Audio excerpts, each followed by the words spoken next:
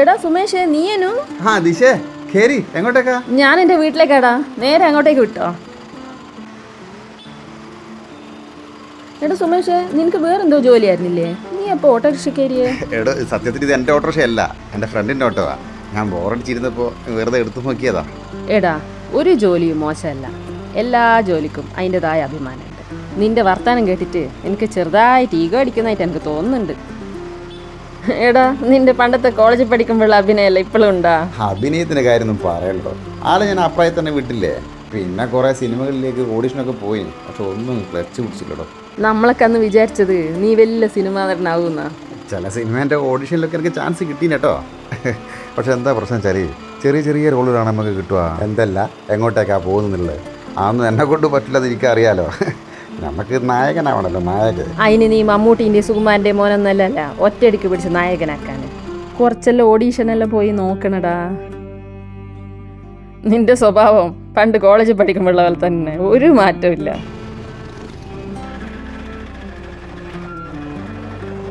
എടാ സുമേഷ്, നീ എനിക്കൊരു ഹെൽപ്പ് ചെയ്യുക. എന്തേനോടോ?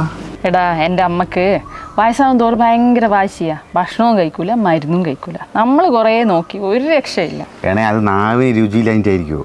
എന്തൊരു മരുന്നുണ്ടല്ലോ അരച്ച് കരക്കി നാവിൽ തേച്ച് കൊടുക്കുന്നത്, എന്തോ ഒരു പേരുണ്ടേ അതിന്. ഇട പൊട്ട, പശുവിനെല്ലാം തേക്കുന്ന പോലെ നാത്തോളം തേക്കാം. എൻ്റെ അമ്മ എന്താ പശുവാ? ഞാൻ പറയുന്ന പോലെ ചെയ്തു തരാൻ പറ്റുമോ? അങ്ങി പറ, ഞാൻ എന്താ ചെയ്യേണ്ടത്? നീ എൻ്റെ വീട്ടിൽ വന്നിട്ട് എൻ്റെ അമ്മയോട് ഭക്ഷണവും മരുന്നെല്ലാം സമയത്ത് കഴിക്കണമെന്ന് പറഞ്ഞാൽ മതി. അതിന് നിങ്ങളൊന്നും പറഞ്ഞിട്ട് കേൾക്കാത്ത അമ്മ ഞാൻ പറഞ്ഞാൽ കേൾക്കുമോ? നീ ഇങ്ങനെ ഓട്ടോ ഡ്രൈവറായിട്ടല്ല എൻ്റെ വീട്ടിൽ വരേണ്ടത്. പിന്നെ നീ എനക്ക് വേണ്ടി ഒരു ഡോക്ടറായിട്ട് അഭിനയിക്കണം. ഡോക്ടറോ? ഞാനാ പോണ കിടന്ന്? നീ നിന്റെ കാക്കിയെല്ലാം ഊരി വെച്ച് പെട്ടെന്ന് എൻ്റെ കൂടെ വാ. ഇപ്പോഴാ?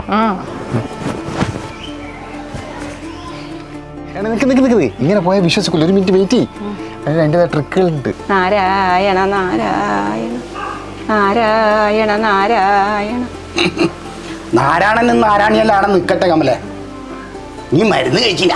ഇങ്ങളാദ്യോ ഇങ്ങളെ മരുന്ന് കഴിക്കാൻ നോക്ക്. എൻ്റെ മരുന്ന് ഞാൻ നോക്കും. നേരം വെളുക്കുമ്പോൾ തുടങ്ങും എല്ലെണ്ണവും കൂടി മരുന്ന് കഴിച്ചോ മരുന്ന് കഴിച്ചോ മരുന്ന് കഴിച്ചോ. എന്താ ഇത്? എൻ്റെ കാര്യമോ? ഞാൻ നോക്കിക്കോളും. കമലെ, എനിക്ക് ഈടായിട്ട് തന്നക്കഥ വല്ലാണ്ട് കുറഞ്ഞിട്ടുണ്ട്. എനിക്ക് വയസ്സത്തേന്ന് എൻ്റെ വിചാരോ? എനിക്ക് 75. എത്ര വർഷം മുമ്പ്? ഞാൻ ചോദിക്കുമ്പോൾ എല്ലാം നീ പറയുന്നത് 75 അല്ലേ? നിങ്ങൾ ഒരു കൊല്ലം തന്നെ 10 പ്രാവശ്യം എൻ്റെ വയസ്സ് ചോദിച്ചാൽ ഞാൻ 75 എന്നല്ലാണ്ട് വേറെന്ത് പറയാനാ? ഓരോ പ്രാവശ്യം നിങ്ങൾ ചോദിക്കും തോറും ഞാൻ വയസ്സ് കൂട്ടി പറയണാ? അത് തിരക്കേടില്ല. എൻ്റെ തലവര ഒന്ന് ട്വിസ്റ്റായി പോയോണ്ടാ. ഇല്ല ഞാൻ ശരിക്കും ഡോക്ടർ ആവേണ്ടതാ. അമ്മേൻ്റെ പഴയൊരു കണ്ണടയാ. ഇപ്പം എങ്ങനെ ഡോക്ടർക്കില്ലേ? നടക്ക്. എന്തായാലും എന്നെ കാണോ 5-6 വയസ്സ് കൂടുതൽ ഇങ്ങക്ക്. ഇങ്ങളത്ര തന്നെ കൊത കുറവൊന്നും എനക്കില്ല. ഓ, അച്ഛനും അമ്മയും തുടങ്ങി ആകാശവിശ. മോളെ, ഞാൻ രാവിലെ മുതൽ പറയുന്നു, മരുന്നും കഴിച്ചിട്ടില്ല, ഭക്ഷണവും കഴിച്ചിട്ടില്ല. അതെനിക്കറിയാം. അതുകൊണ്ടാണ് ഞാൻ ഡോക്ടറാ കയ്യോടെ കൂട്ടിക്കൊണ്ടുവന്നത്.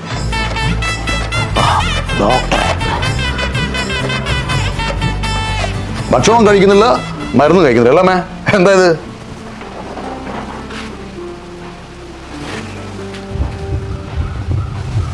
അമ്മ വായം തുറന്നേ. അമ്മേ, അസുഖം എന്താണെങ്കിൽ ശരി, പല്ല് നയിക്കുന്നത് വളരെ വളരെ നന്നായിരിക്കും. ഡോക്ടറെ, നമ്മൾ മരുന്ന് കുടിക്കേണ്ട കാര്യം പറയാനല്ലോ വന്നത്. അവരൊക്കെ ചെളാക്കല്ല, കാര്യം പറ. അമ്മ, മരുന്ന് കഴിച്ചില്ലെങ്കിലും ചത്തുപോകും. അതുപോലെ തന്നെ ഭക്ഷണം കഴിച്ചില്ലെങ്കിലും ചത്തുപോകും. അപ്പോൾ മരുന്നും ഭക്ഷണവും കഴിച്ച് ചാവുന്നതാണ് നല്ലതെന്നാണ് എൻ്റെ ഗുരുതുല്യനായ പ്രൊഫസർ ഡോക്ടർ കുൽക്കർണി എപ്പോഴും പറയാറുള്ളത്. ഇത് മാത്രമല്ല മിസ്റ്റർ അച്ഛൻ, ഇനിയും ഒരുപാട് സ്റ്റോക്ക് ഉണ്ട്. According to Einstein, we must abandon competition and secure cooperation in India. At the present day, in the past, one nation made war on another by sending armies across borders, but now with rockets and atomic bombs, and the center of the population on the earth can be destroyed in a single attack. In this critical situation, our defense must be in law and order. ആ ഡോക്ടറെ, doctor പറഞ്ഞല്ലേ എനിക്ക് മനസ്സിലായിരിക്കും. ഞാനിനി മരുന്നും ഭക്ഷണം എല്ലാം വേഗം കഴിച്ചോളാം. ഓക്കെ മോളെ, മരുന്നും എടുത്തുണ്ടോ? That's good.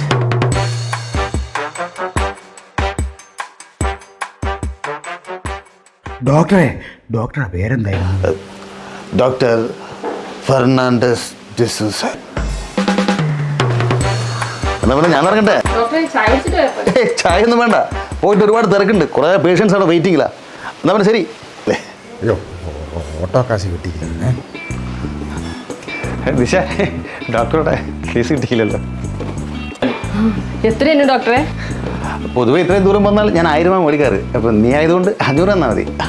എടാ ഞാൻ പൊതുവേ ഇവിടം വരെ ഓട്ടോറിക്ഷയ്ക്ക് വന്നാൽ 70 റുപ്യ കൊടുക്കല്. ഇത് പിന്നെ നീ ഇവിടം വരെ വന്ന് കഷ്ടപ്പെട്ടതല്ലേ, അതുകൊണ്ട് ഞാനൊരു 100 റുപ്യ ഗൂഗിൾ പേ ചെയ്തേക്കാം. വിട്ടോ. അതാ ശരി. അച്ഛാ അമ്മ.